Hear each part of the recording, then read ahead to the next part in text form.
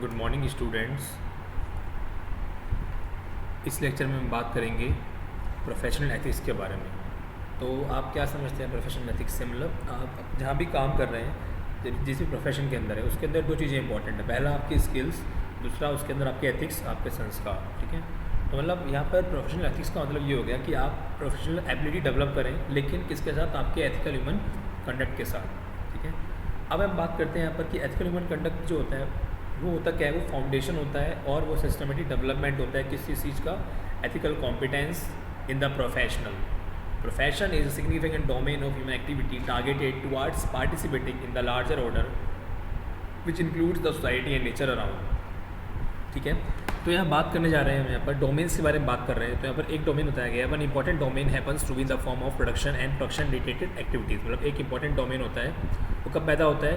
ठीक है, वो किस फॉर्म में होता है? वो प्रोडक्शन के फॉर्म में होता है, उसके रिगार्डिंग जो एक्टिविटीज़ होती हैं उसके फॉर्म में होता है।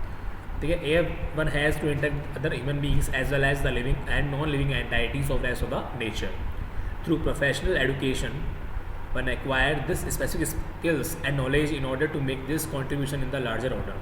तो मेरा जो मतलब था कहने का यहाँ पर यही है कि यहाँ पर अगर आप किसी प्रोफेशन के अंदर हैं, whether you are teacher, whether you are engineer, whether you are advocate, whether you are doctor, whether you are JEN, whether you are AEN, whatever your profession, it is very important to keep your skills with your ethical human values. Okay, तो ethical human जो conduct होता है या फिर ethical conduct profession होता है, वो क्या implies करता है? वो यही implies करता है कि एक इंसान का जो skills हैं उसको कैसे यूटिलाइज़ किया जा सके।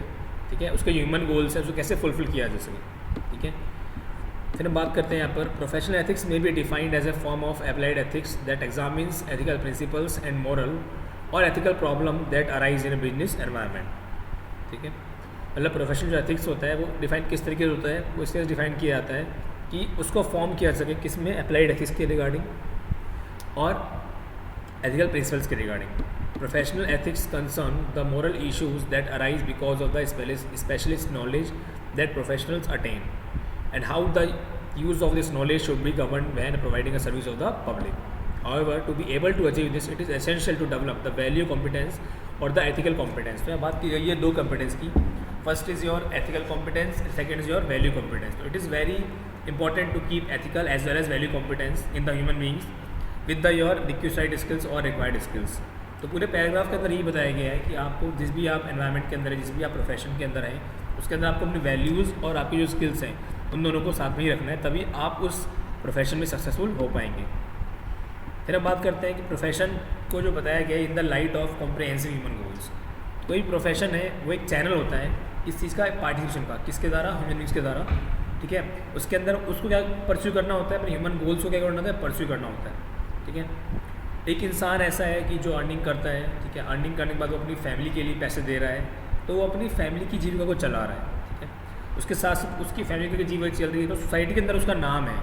ठीक है, सोसाइटी में नाम है, नो डाउट सोसाइटी में नाम है, और वो नेचर को डिस्टर्ब नहीं करता है। एक इंसान ऐसा है, दूसरा इंसान ऐसा है कि जो फैमिली को चला रहा है बट सोसाइटी में नाम है लेकिन नेचर को डिस्टर्ब कर रहा है। तो दोनों इंसानों में डिफरेंस क्या है कि एक इंसान जो नेचर को डिस्टर्ब नहीं कर रहा है उसके लिए जो वैल्यूज़ हैं वो काफ़ी इंपॉर्टेंट है, स्किल्स उसमें भी हैं। दूसरा इंसान ऐसा है जो कि नेचर को डिस्टर्ब कर रहा है, उसके अंदर स्किल्स नहीं है। ठीक है, The excellence or the success of any professional activity is to be judged from this comprehensive point of view only and not in terms of just wealth generation. Yeah. Accordingly, the profession is not only a means of earning one's livelihood but a means of one's evolution by appropriate participation in the larger order. It is an important activity to authenticate one's understanding whereby interact with other human beings with the rest of the nature in a mutually fulfilling manner.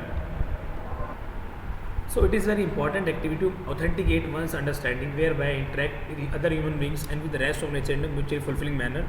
This profession is what? Service. तो profession का मतलब क्या हो गया? एक service provide करना हो गया। आप किसी प्रोफेशन में हैं, इसका मतलब आप सर्विस प्रोवाइड कर रहे हैं सामने वाले को। ठीक है, विद तन मन एंड धन। ठीक है, आगे बात करते हैं इसके अंदर। अब यहाँ पे एक प्रोफेशनल कॉम्पिटेंस का डायग्राम बनाया हुआ है, इसके अंदर क्या क्या वैल्यूज़ है, जैसे अपन ने कोर ह्यूमन वैल्यूज़ पढ़ी थी, वैसे इसके अंदर प्रोफेशनल कॉम्पिटेंस की वैल्यूज़ है, नॉलेज है, वैल्यूज़ है, बिहेवियर है, एटीट्यूड है, स्किल्स है। तो ये सब वैल्यूज़ क्या कंप्लीट करती हैं? प्रोफेशनल कॉम्पिटेंस को कवर करती हैं। ठीक है, अब इसमें बताया कि कब एक इंसान अनएथिकली बिहेव करता है, तो वो बताया गया it is primarily because of lack of correct understanding about happiness and prosperity. मतलब वो इंसान कब अनएथिकल होगा, जब उसके पास हैप्पीनेस और प्रॉस्पेरिटी का क्या होगा, लेक होगा। और लेक कब होगा, जब अंडरस्टैंडिंग क्या होगी, पूरी तरह डिफाइन नहीं होगी। If a person views happiness in terms of maximization of sensory enjoyment and prosperity in terms of accumulation of physical facilities, then the motivation naturally becomes that of wealth maximization। इसका मतलब क्या हो गया, एक इंसान जो है उसकी जो हैप्पीनेस है, खुशी है, वो only and only prosperity, only and only जो इंजॉयमेंट करने में है, ठीक है, फिजिकल फैसिलिटीज़ को एक्यूमुलेट करने में है। तो जो मोटिवेशन है, वो जो मोटिवेशन आएगा वो ओनली एंड ओनली किस लिए आएगा, वो ओनली वेल्थ मैक्सिमाइजेशन में आएगा, ठीक है। In this pursuit all other consideration become secondary. तो इस परस्यूट में जो सारे अदर जो कंसिडरेशन है वो क्या हो जाते हैं, सेकेंडरी हो जाते हैं। Therefore it leads to more and more unethical practice as these seem to cater well to thus above tends to make people adhere to this wrong notion firmly. In this context, the ethical consideration are considered to be too idealistic to follow in real life। अब बात करते हैं इसके अंदर जो development है ethical competence का, वो एक लॉन्ग टर्म प्रोसेस है। इसका मतलब क्या हो गया, ऐसा नहीं है कि आपने एक दिन, जैसे आपको मैंने कहानी सुनाई थी, जैसे मैं कहानी सुनाया तो वापस से मुझे याद आ गई है। एक बार क्या होता है, स्वामी विवेकानंद जी के पास एक महिला जाती है। तो महिला का बेटा होता है, वो जाती है उनके पास, वो पूछती है उनसे कि मेरा बेटा है, मतलब उनसे हेल्प लेने जाती है, मेरा बेटा है, ये काफ़ी मीठा बहुत खाता है।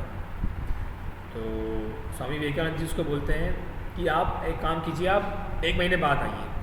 तो महिला सोचती है ठीक है। महिला 1 महीने बाद फिर घर जाती है, अपने घर चल जाती है। 1 महीने बाद फिर आती है, वो उनसे पूछती है कि बताइए अब क्या किया जाए। तो स्वामी जी बेटे को समझाते हैं प्यार से, बेटा मीठा खाना छोड़ दो, मीठा खाने से दांत में कीड़े लग जाते हैं, हेल्थ ख़राब होती है।